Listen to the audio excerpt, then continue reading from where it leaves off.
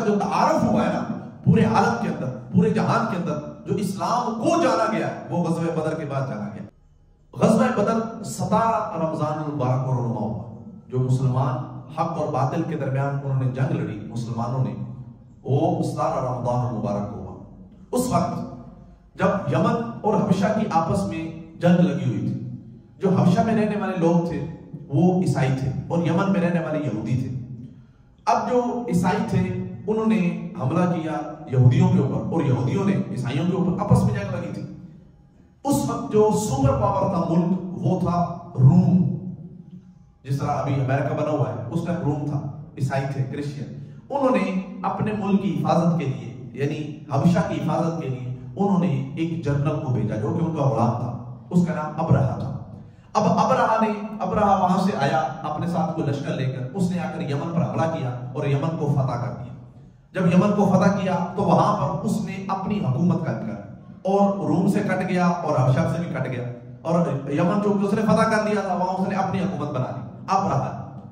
अब रूम जो super power था जिन्होंने उसे भेजा था उन्हें बड़ा गुस्सा आया। उन्होंने 1000 का लश्कर जो है ना वो भेजा हबशा के अंदर। वहां से फिर उन्होंने हमला किया अब्रहा के ऊपर कि हम अब्रहा को खत्म कर दें।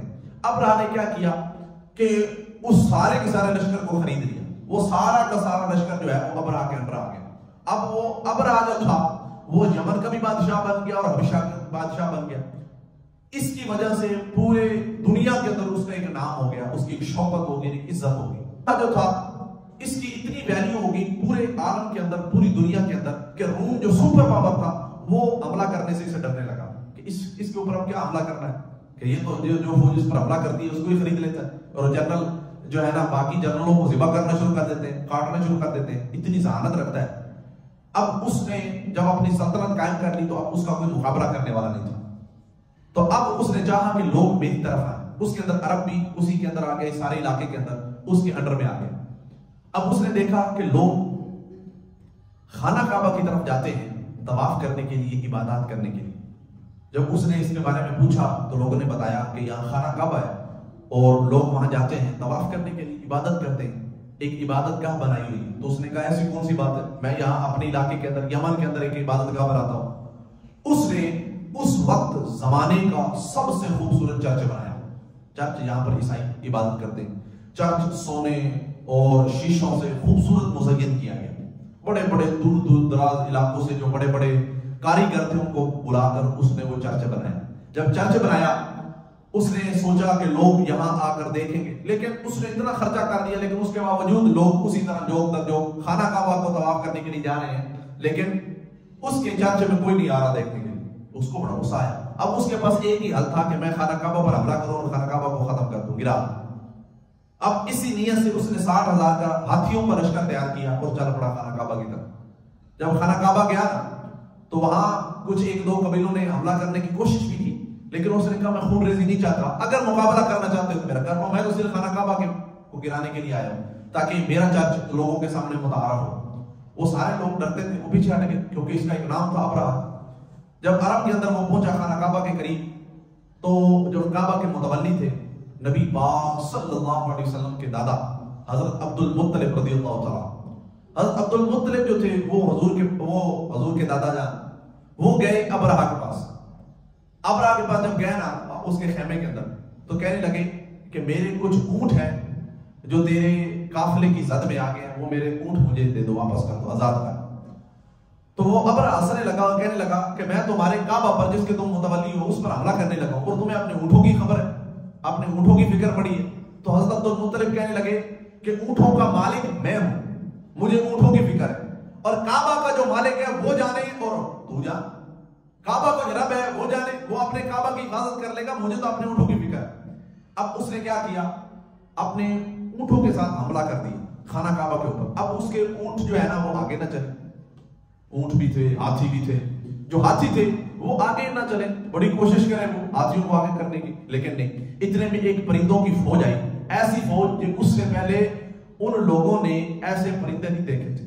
उनके जो चोंच थी, उन चोंच के अंदर कंकरियां थी। जब वो कंकरियां फेंकते थे नीचे, जिसको लगती थी वो अपने जिस्म को खारिश करना शुरू करता था, और इतनी खारिश करता था हत्ता कि अपना गोश्त उतार लेता था और नीचे से हड्डी नजर आना शुरू हो जाती थी। अब ये अल्लाह ताला की तरफ से था कि वो सारा का सारा लश्कर तबाह बर्बाद हो गया। अब वो जो एक रोब और दबदबा था अबरहा का पूरी दुनिया के अंदर, वो सारा रोब और दबदबा अरब का हो गया, कुरैश मक्का का हो गया। सारे लोग ये समझने लगे, सारी दुनिया ये समझने लगी कि इन अरब वालों के पास, मक्का वालों के पास कोई गैबी कुव्वत और ताकत है कि इनके ऊपर जब हमला किया जाता है कि कोई आसमानी ताकत इन पर हमला कर देती, इनके साथ आ जाती है और जो भी काफिला हमला करता है उसके ऊपर हमला हो जाता है। अब जो रौब और दबदबा अब रहा का था, अब किसका बन गया? कुरैश मक्का का। मैं आपको बताना चाहता हूं कि इस्लाम का तारुफ ग़ज़वा बदर से कैसे हुआ। सल्लल्लाहु अलैहि वसल्लम जब तशरीफ ले गए मदीना शरीफ, इन्होंने कुफार मक्का और मुशरिकीन मक्का ने मक्का के अंदर तो नबी पाक सल्लल्लाहु अलैहि वसल्लम को बड़ा तंग किया, जितना कर सकते थे किया। जब नबी पाक सल्लल्लाहु अलैहि वसल्लम मदीना तशरीफ ले गए ना, मदीना शरीफ, तो वहां पर नबी पाक सल्लल्लाहु अलैहि वसल्लम ने रमजान मुबारक के अंदर सहाबा किराम को हुक्म दिया कि हमने एक काफिले के ऊपर चढ़ाई करनी है, तो लिहाजा तैयार हो गए। 313 लोग तैयार हुए और बदर के मैदान की तरफ निकल पड़े। रमजान शरीफ के अंदर कितने लोग? 313 लोग। हजरत अबू सुफियान रज़ियल्लाहु तआला अन्हु उस वक्त साबित नहीं हुए थे, उनका काफिला शाम से आ रहा था। अब उस काफिले को रोकने के लिए नबी पाक सल्लल्लाहु अलैहि वसल्लम तशरीफ लेके जा रहे हैं। अब के नबी पाक सल्लल्लाहु अलैहि वसल्लम वहां बदर के मैदान तक पहुंचे ना, इतने में अल्लाह तबारक व तआला ने आयत नाज़िल फरमा दी, व इज़ यअइदुकुमुल्लाहु इहदा ताइफतैन, कि अल्लाह ताला आपकी मदद फरमाएगा इन दो ग्रोहों में से एक ग्रोह की। एक ग्रोह तो वो है, एक काफिला, एक कारवान तो वो है जो हज़रत अबू सुफियान के साथ आ रहा है मक्का, जो शाम से मक्का की तरफ, और दूसरा काफिला वो है जो अबू जहल ने तैयार किया। अबू जहल की क़यादत में 1000 का लश्कर है जो मक्का से आ रहा है आपसे लड़ने के लिए, जंग करने के लिए, क्योंकि हज़रत अबू सुफियान ने गुजर के जाना था मदीने से होके आपने मक्का पहुंचना था। तो मदीने में नबी पाक सल्लल्लाहु अलैहि वसल्लम उसके रास्ते में खड़े थे 313 सहाबा को लेकर। अब हज़रत अबू सुफियान ने क्या किया कि एक आदमी को, तेज घोड़ सवार को, उसने मक्का की तरफ रवाना कर दिया और जाकर कहा कि अबू जहल को बताओ। अब वो आदमी जब मक्का पहुंचा खाना काबा में, तो उसने क्या किया कि अपने घोड़े के दोनों कान भी काट दिए और नाक भी काट दिया और अपने कपड़े भी फाड़ दिए। कि उस जमाने में इमरजेंसी दिखाने का एक तरीका था कि जब कोई बहुत ज्यादा इमरजेंसी होती थी तो ये तरीका कार किया जाता था। व्हाटएवर। अब क्या हुआ कि अबू जहल ने पूछा कि कितने आदमी जो थे नबी पाक सल्लल्लाहु अलैहि वसल्लम के साथ थे, तो उस शख्स ने बताया 313 के करीब थे। उसने कहा अब 1000 का लश्कर लेकर जाएंगे। फिर अबू जहल ने पूछा कितने घोड़े थे, तो वो कहने लगा 4 या 5 घोड़े होंगे। तो अबू जहल कहने लगा अब 100 घोड़े लेकर जाएंगे। फिर अबू जहल ने पूछा उनके पास ऊंट कितने थे, तो वो शख्स कहने लगा 1 या 2 ऊंट होंगे। तो अबू जहल कहने लगा कि हम 700 ऊंट लेकर जाएंगे। अल जितने भी लोग आए 1000 का लश्कर तैयार हुआ और हर एक के पास असलहा है, हर एक के पास जंगी कुव्वतें और ताकतें हैं, हर एक मुजाहिद है, हर एक के पास तलवार है, ज़िरा है। पूरी तरह तैयार होकर वो मदीना शरीफ आ रहे हैं बदर के मकाम पर हमला करने के लिए। इधर नबी पाक सल्लल्लाहु अलैहि वसल्लम के पास सिर्फ एक तलवार है, एक रिवायत में आता है, और एक रिवायत में आता है कि सिर्फ 7 तलवारें हैं। 7 तलवारें हैं और 313 लोग हैं और मुकाबले में 3 गुना बड़ी फौज है, उससे भी ज्यादा 1000 का लश्कर है। अब जब बदर के मैदान में पहुंचे नबी पाक सल्लल्लाहु अलैहि वसल्लम ने, बुखारी और मुस्लिम के अंदर आता है, रात को ही एक रात पहले बताया कि यहाँ पर फलाना काफिर मरेगा, अबू जहल यहाँ पर मरेगा, उतबा यहाँ पर, शैबा यहाँ पर, वलीद यहाँ पर, एक एक के नाम बताए। अब नबी पाक सल्लल्लाहु अलैहि वसल्लम ने बड़ा खूबसूरत तरीका इख्तियार किया था। चूंकि 313 थे, तादाद में बहुत थोड़े थे मुसलमान, तो नबी पाक सल्लल्लाहु अलैहि वसल्लम ने 3 टोलियां बनाई 100 की, यूं 100 खड़े होंगे आगे, 100 उससे पीछे खड़े होंगे और 100 उससे पीछे खड़े होंगे, यूं टोलियां बनाई 100 की। अब जब काफिरों ने देखा, उन्होंने कहा ये तो थोड़े से हैं, अभी 5 मिनट की गेम है, हमने इनको खत्म करना है, वापस चले जाना है। उन्होंने ना कोई तरीकाकार अपनाया और उन्होंने ऐसे ही हमला कर दिया। जब उन्होंने हमला किया तो जो नबी पाक सल्लल्लाहु अलैहि वसल्लम ने आगे 100 खड़ा किया था, उन्होंने सिर्फ मुकाबला किया और उन्होंने मुकाबला किया, आगे नहीं आने दिया, और एक एक आदमी 5-5 बंदों को काटने लगा। एक एक आदमी मुसलमानों को 5-5 बंदों काफिरों को मारने लगा। अब जब उन्होंने देखा हमारे बंदे मार रहे हैं, वो वापस हटे। जब वो वापस हटे और उन्होंने जब दोबारा हमला करने का सोचा, तो नबी पाक सल्लल्लाहु अलैहि वसल्लम ने हुक्म दिया कि जो आगे 100 पहले लड़े वो पीछे आ जाए, नीचे पीछे जो फ्रेश खड़े वो आगे आ, जो पीछे 100 से जो पिछले 100 खड़े थे वो आगे आ गए, दूसरे लाइन वाले। फिर काफिरों ने हमला किया, फिर आगे उसके सामने फ्रेश लोग आ गए, उन्होंने फिर एक एक आदमी ने 5-5 को मारना शुरू कर दिया।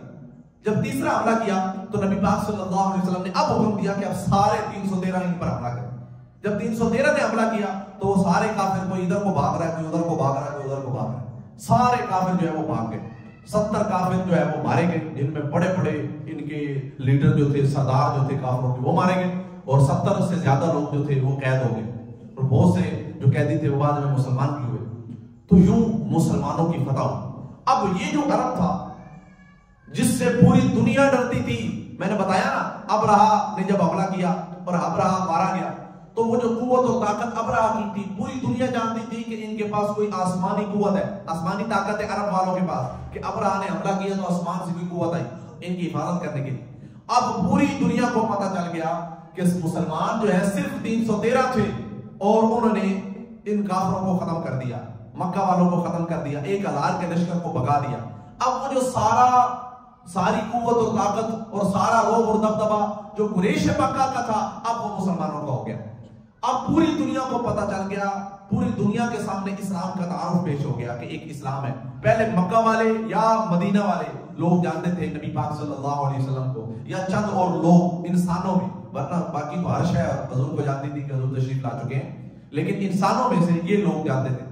दीगर ममालिक वाले बहुत कम थे कोई जानता हो, लेकिन ग़ज़वा बदर के बाद उन सबको पता चल गया कि नबी पाक सल्लल्लाहु अलैहि वसल्लम अल्लाह के आखिरी रसूल हैं, कि जो कि मबऊस हो चुके हैं अल्लाह ताला के हुक्म से।